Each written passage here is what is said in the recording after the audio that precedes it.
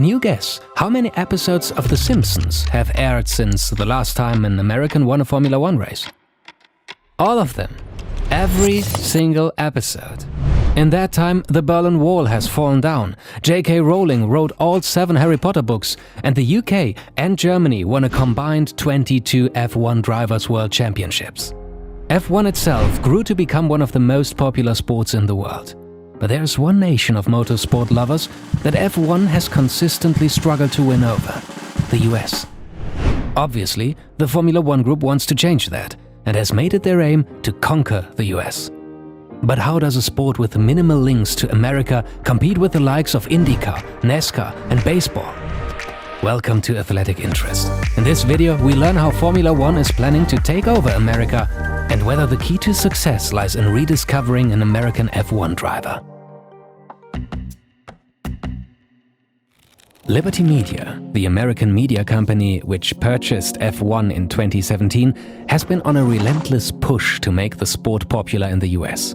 In the words of their CEO, "Our strategy in the future will be to be more present in the US. It's a work in progress, but I can guarantee to you there is now big interest in the USA with Formula One." F1 is certainly a lot more popular than it used to be, but there were times when most Americans thought Formula One was a special brand of baby food. Liberty Media's strategy for winning over the American audience can be condensed into one simple phrase: the more you know, the more you enjoy. Formula One understands that as viewers consume the races, they are constantly developing the knowledge of the sport.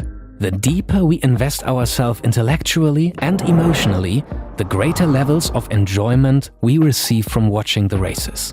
If you have no knowledge of Formula One, you might switch off after a few minutes of watching someone drive around in an oversized can of Red Bull. Shut up! If you are already aware of how tire strategies, weather conditions, and inter-driver rivalries can dramatically alter the outcome of the race, you might stick around and see what happens. Formula One has developed a number of tools to help educate Americans about the sport and trigger their desire to consume the races. Liberty Media transformed Formula One into the fastest growing sport on social media. Through post-race analysis, interviews, highlights and technical breakdowns, F1 is providing millions of potential fans with access to a crash course in everything they could possibly want to know. If you are someone who loves watching documentaries and continuously talking about them with vaguely interested friends, Formula One has you covered. The Drive to Survive series, produced by Netflix, is a massive hit across the globe and has proven to be incredibly effective at creating new fans for the sport. The series makes the sport very accessible and gives everyone entertaining insights into how F1 actually works. For example, the complex and often ruthless driver transfer market, known as the silly season, is explained using intimate interviews with at-risk driver Nico Hülkenberg and shadowing his daily life as he tries to secure a seat for the following season. You can be lucky I had my first coffee, otherwise you'd be right out the window. Another way of winning over new fans is to bring the action directly to their doorstep. Liberty Media are keen to boost American exposure to Formula One by hosting a greater number of races in the US. Since 2012, the only US Grand Prix has been held at the Circuit of the Americas in Austin, Texas. The 2012 US Grand Prix was the first in 4 years. This hiatus was triggered by a decline in interest, coupled with the fact that the crowd at the 2005 Grand Prix at Indianapolis spent most of the race booing. A second US Grand Prix at the Miami Hard Rock Circuit has finally been added to the 2022 calendar. This was not a simple achievement. Numerous plans to find a second race in the US failed, and the Miami project was met with a furious backlash from locals. At the end of the day, it is still a success, and a good sign for the future of F1 in America. Races on site are one thing, but the really big audiences are only reached via broadcasts. When Liberty Media took over F1, they decided to throw away a $40 million 5-year contract with NBC. Why? Because they were launching their own subscription-based streaming service. In essence, F1 wanted to be in competition with the TV stations that were paying them millions. Unsurprisingly, NBC rejected this deal. In response, Liberty Media gave the rights to ESPN for free and launched F1 TV. F1 understands that viewers are more likely to consume free content and use ESPN to give fans an entry point into the sport. Once hooked and pumped full of information using the tools mentioned before, fans are given the opportunity to purchase a subscription to F1 TV to gain access to exclusive information not shown through the live broadcast, including unique camera angles, exclusive data, and non-stop team driver radio communications. The engine feels good, much slower than before. Amazing. Adding a greater number of tracks and boosting engagement through education are effective strategies. But one of the underlying reasons why F1 has struggled in America is the lack of a US driver. Would an American F1 driver boost the popularity of the sport in the US? There is plenty of evidence to suggest a positive response to this question. Christian Pulisic and Yao Ming are perfect examples of how national heroes can almost instantly boost a sport's appeal in their home nations. When Christian Pulisic joined Chelsea in 2019, the Premier League saw an instant boost in their US fanbase. Pulisic's debut for Chelsea against Manchester United set an NBC record for the most US viewers of a football match. Even more astonishingly, over the 2019-2020 season, Pulisic sold more replica shirts in the US than Cristiano Ronaldo. Probably even more impressive is the impact that Yao Ming had on the NBA's popularity in China.